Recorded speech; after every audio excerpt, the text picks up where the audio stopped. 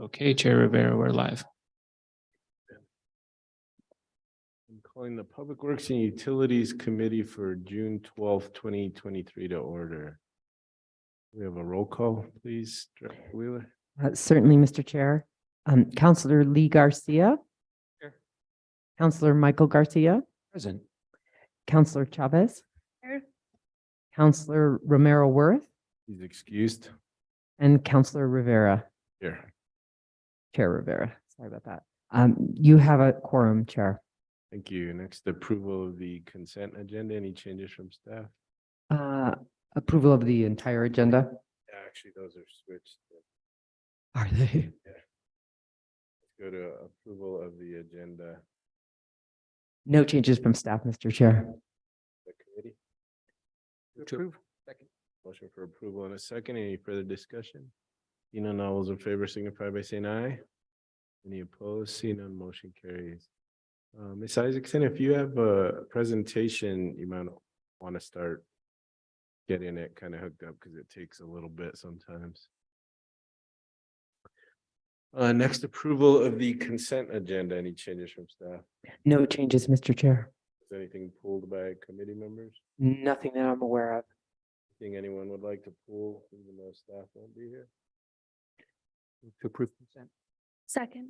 Motion for approval of the consent agenda with a second. Any further discussion? Seeing none, all those in favor signify by saying aye. Aye. Any opposed? Seeing none, motion carries. So we'll give Ms. Isaacson a little bit of time here, and we're gonna have a presentation on the annual report for the Santa Fe River target flows. Target year activity from April 2022 through 2023, and anticipated activity for the Santa Fe River April 2023 through April 2024. And Manager Isaacson will be presenting.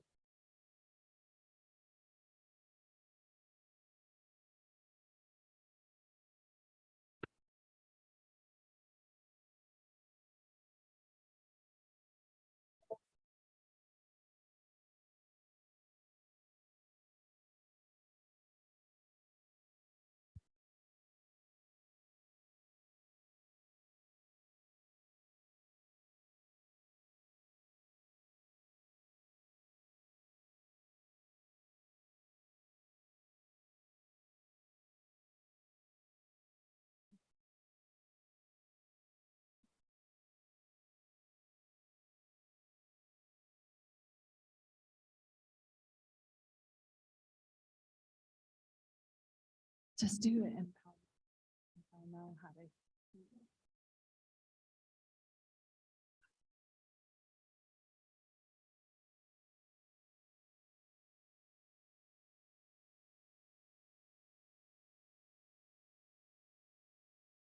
Okay. All right. Chair, counselors, Director Wheeler, thank you for providing time for me to give this presentation today. For those of you that don't know me, I'm Zoe Isaacson, the River and Watershed Manager under Director Wheeler in the Public Works Department. I'll briefly go over our target flow hydrographs for last year, the 2022-2023 water year, as well as what we can expect this upcoming year. I first wanted to kind of give a quick overview of what, again, our target flow objectives are per our resolution 2012-28. Our objectives are to create an ecologically healthy vegetative corridor, benefit the entire community with flows, meaning equity for all residents for access to water and nature, to nurture a beautiful, natural, urban green space with water in an arid environment. And lastly, to provide an educational resource for schools and steward the resource for the community. We take those objectives into account when I work with the Santa Fe River Commission to develop the upcoming year's hydrograph. And the hydrograph is basically how we allocate water on a daily basis throughout the upcoming year. Our water years are April 15th to April 15th. Last year, we had 550 acre feet of water allocated for as living river flows. That amount is based on what percentage of our 30-year median stream flow is. And so every year, April 1st, we get a reading from the NRCS, and they kind of have a predictive model that tells us what percent of normal we are as far as our snowpack is.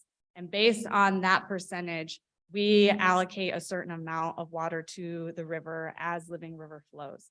And so last year we had 55% of average, and that equates to 550 acre feet per year.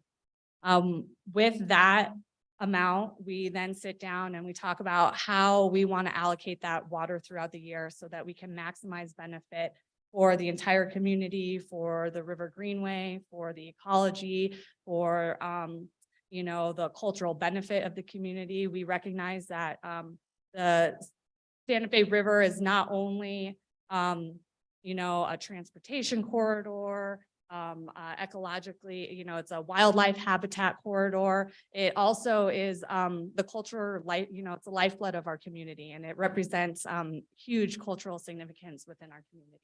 And so every year we try to start, April 15th is the start of the water year. We try to time that first pulse, that first major release of water for the San Ysidro Blessing down in Agua Fria Village. That's always May 15th. So that usually coincides with our first pulse, which you can see on this hydrograph. So this hydrograph is actuals. This is what happened last year. There's a few things going on here. You see the blue peaks. That's what is in our template in the administrative procedures. And that's just kind of a guidance of like how we might want to allocate that water throughout the year.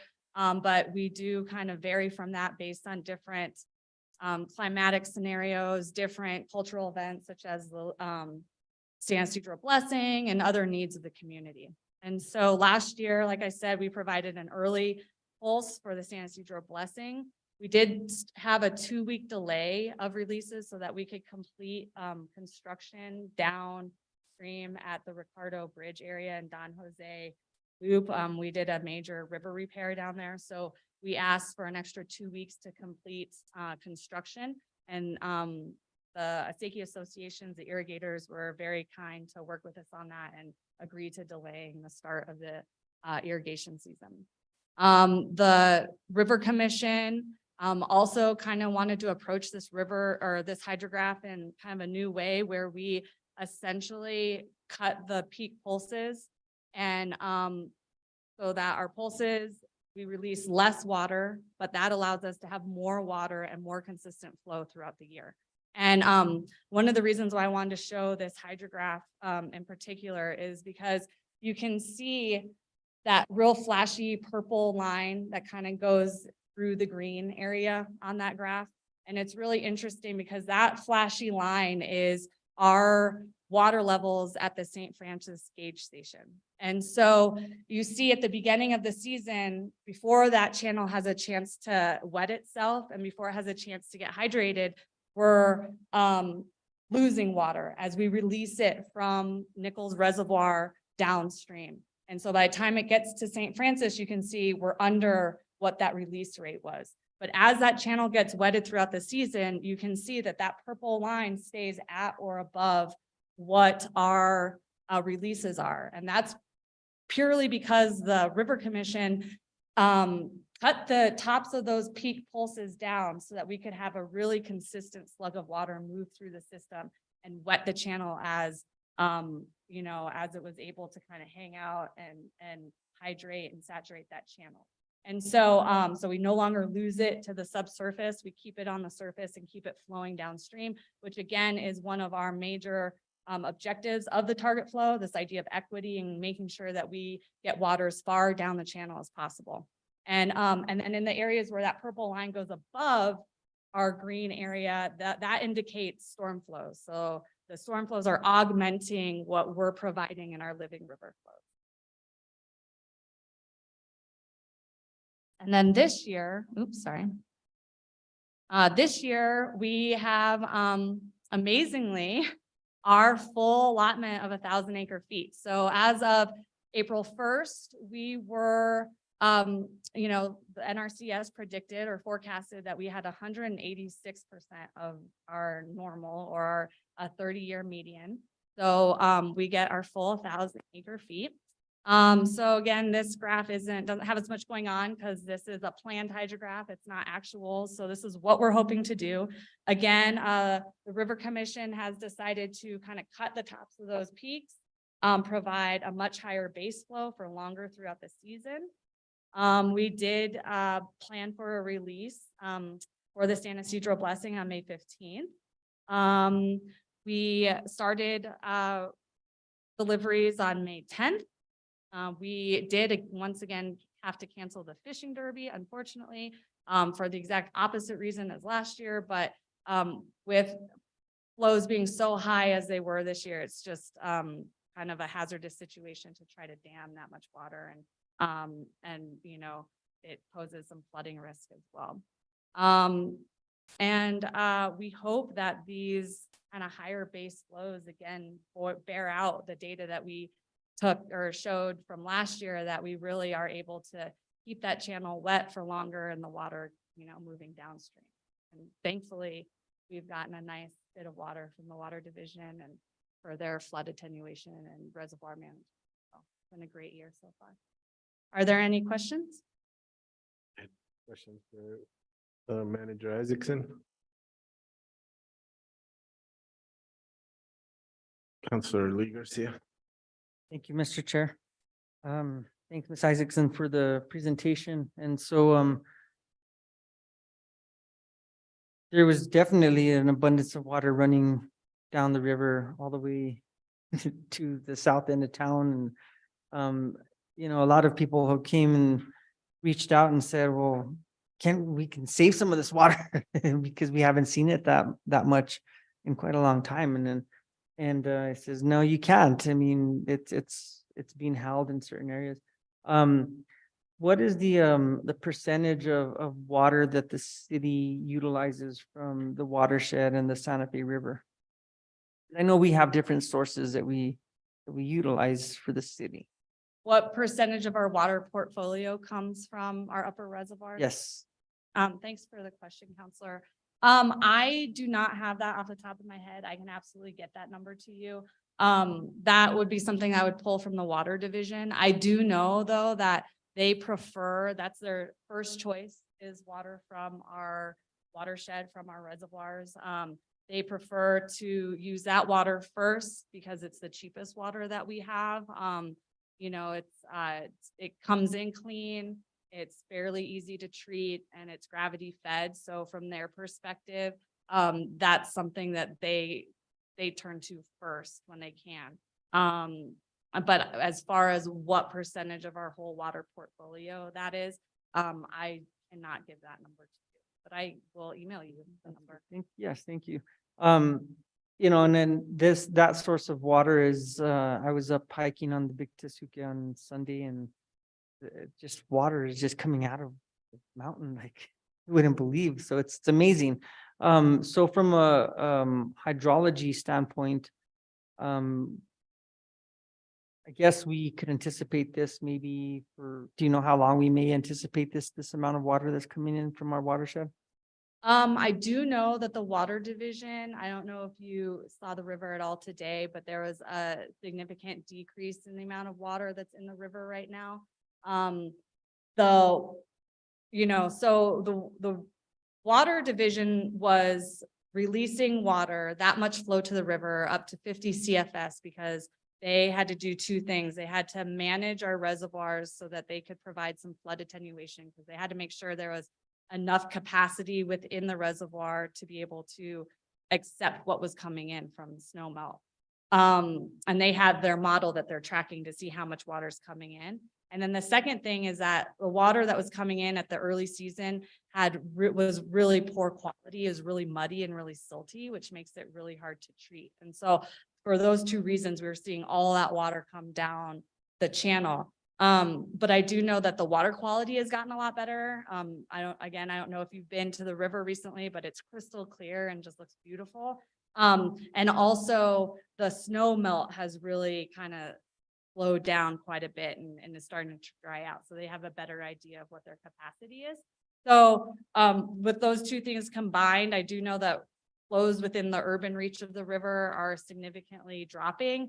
And then all the springs, like you said, are flowing. And so it's just a matter of all of those drying up. I couldn't predict when we would see that, starting to dry up, but I do know that the colder weather we've had, it's been an amazing June as far as weather goes. And these afternoon rainstorms are really helping to keep things saturated. So hopefully we see it for a long time coming.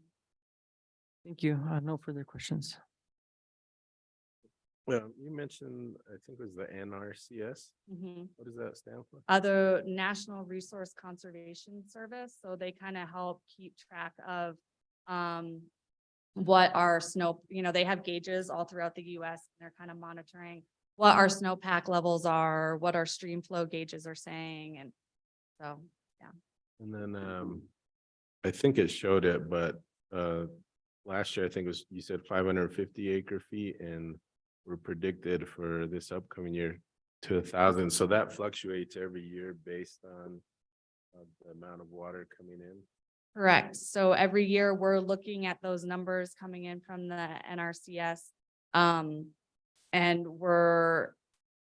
they're kind of keeping track with their gauges and of how much snowpack we have and what that equates to as far as stream flow. So then they take that amount, then they tell us what we can expect in the rivers. And as of April 1st, they kind of cut it off and they say, this is what you're going to have. And then based on that number, we determine how much water gets dedicated to the living river, and then we develop our hydrographs from there. Is there a minimum that is required for us to let that Yes. regardless? So, thank you, Chair Rivera. Yes, that is a great question. So anything below 30% is kind of considered critically dry. And we have the ability to not dedicate water to the living river. And as the governing body, you all can decide that you don't want to, move forward with the living river flows.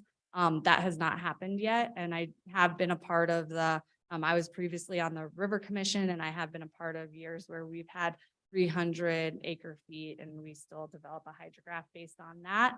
And anything below 50% is considered a dry hydrograph, so a drought. And then, so for instance, last year we were at the 500, we were right on that cusp of a dry hydrograph, and we decided not to have the fishing derby because we didn't feel like we had the water resource to be able to do that, because it requires a tremendous amount of water to hold the derby.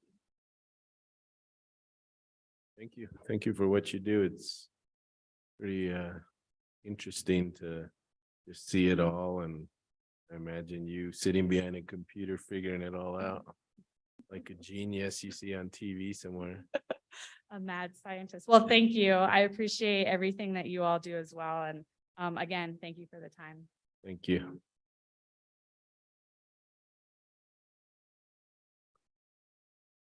Right, Director Wheeler, we didn't have anything pulled off. We're to matters from staff. Thank you, Chairman, members of the committee. I'd like to use this moment to give you a little update on the West Alameda Culvert Replacement Project. We got our 100% drawings on Friday, which was exactly as scheduled. So the contractor has been working hand in hand with us through the design process and developing their early version of the estimate, but now they can finalize their estimate. And we're targeting giving them a PO within the next 10 days from the funding that the governing body allocated. And then from there, thank you. They'll be ordering materials and getting to work and moving as quickly as they can. This dry weather, which is sort of appeared now on our, not hydrograph, but on our weather forecast, is good news for this project, because rains like we had, what was the day that we had the big rain overnight? That would be a problem for the construction project. So if we hit a window, it'll work out really well for us. So I'll keep you posted as we move forward. But so far we're on schedule, and we were doing a rough estimate of a September completion, complete by September, but I'll also get the schedule from the contractor when I get his quote. Very good. Matters from the committee. Councilor Lee Garcia. Thank you, Chair. Ms. Wheeler, so do we have an idea of when the effluent situation with the wastewater treatment plant is gonna get better for? Chairman, Counselor Garcia, I don't think we're expecting it to. I think they're talking about, well, they've given a presentation to the governing body about their potential sort of chlorination methodology to actually get rid of the E. coli so they can pass that test. But we're in great shape. The water division and BDD got together and now we are hooked up to raw water and to drinking water and to effluent. So whatever's available, I think we'll be able to stay in business. And you remember the Environment Department last told them that even if they come into compliance on that discharge level of E. coli, they have to be stabilized for 30 days before they can distribute the effluent.